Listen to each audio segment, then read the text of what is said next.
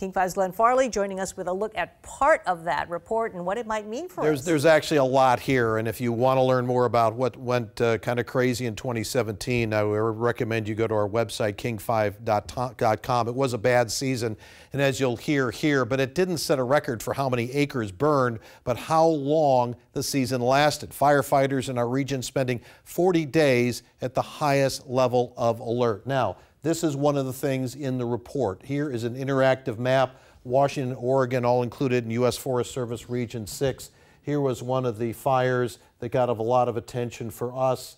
This was the Jolly Mountain fire, 36,000, almost 37,000 acres. Oregon actually had more activity, bigger fires this time around, but the whole region's kind of in the same boat. You could sit on the Washington side of the Columbia River and watch one of the big fires of 2017 unfold. It happened on the Oregon side, the Eagle Creek fire. And now you can see in this animation of fire maps as Eagle Creek exploded into a much bigger event. The 2017 fire season is detailed in this report produced by the U.S. Forest Service, part of the Department of Agriculture. It goes into why this season lasted so long. The report is by the agency's Region 6, based out of Portland, and covers Washington and Oregon.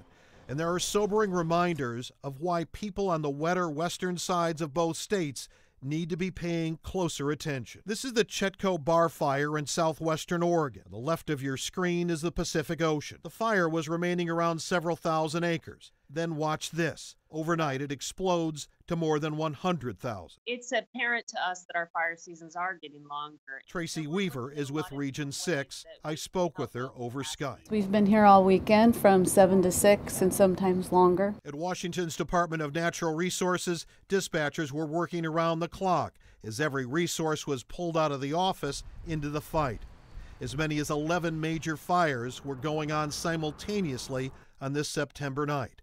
Lands Commissioner Hillary Franz. More than half of those people are trained to be firefighters, and they're already left their jobs in the context of IT and aquatic resources to be able to be doing dispatch, doing the food camps and the fire camps, being able to make sure they're managing the operations, the logistics. One of those fires above the Crystal Mountain ski area called Norris Peak, another west side fire. The Jolly Mountain fire not far from I-90 on the east slope of the Cascades. And it all created smoke and ash landing on cars. Another reminder that Western Washington is not immune. When our folks were on fires in California, people from the Northwest went there, even through December, then there really isn't a break.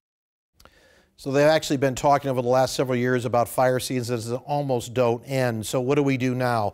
Both the state and federal firefighting agencies are pushing harder for healthier forests, less fire-prone forests, and more prescribed burning in the spring that can make fires, when they do happen, far less intense.